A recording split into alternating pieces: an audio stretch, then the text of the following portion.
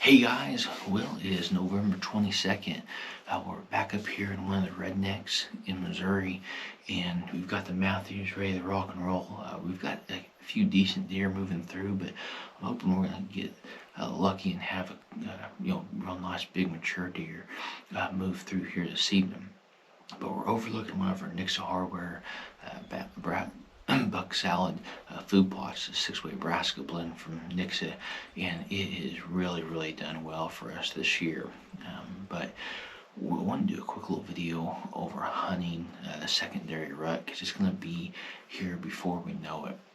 And typically, a doe will have her estrus cycle between 28 and 30 days.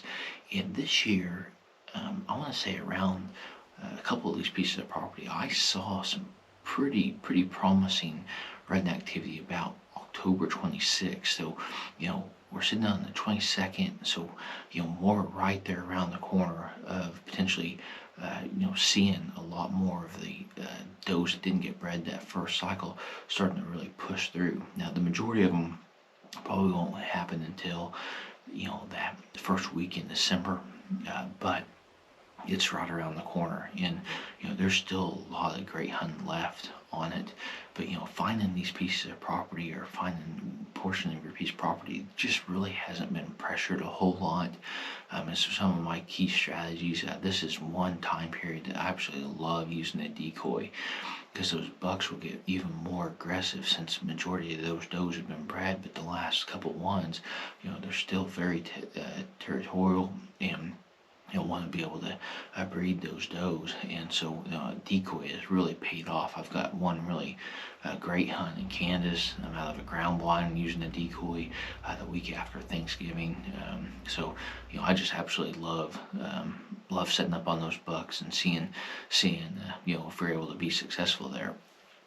But in the evening times, I'll be hunting mostly over food sources. Unless there's a big time front, I'm really going to start moving towards just hunting evenings, unless I've got just a rock solid pattern on a buck. And that can happen, especially if you can get him daylighting on multiple days coming through that same trail system. It's going to be worth it while hunting that morning. But if not, I'm really going to be just laying back and then hunt in the evenings pretty hard once I've identified a buck that I want to go after and harvest. But as this transition, or as the season transition, it gets more and more important to make sure you understand your wind and your thermals on your entry and exit, along with during your hunt. Because if you have any chance at a big mature deer, you're going to have to play those almost perfect, and be very conservative. You may have a great spot and that deer's in there, but if you got that wrong wind, you're really risking a chance to go in there and harvest. So just make sure you're setting up accordingly. If you need to move a stand midday, then go for it, or putting up another stand so you can get both wind directions. It's a good time. Jump in there and do that.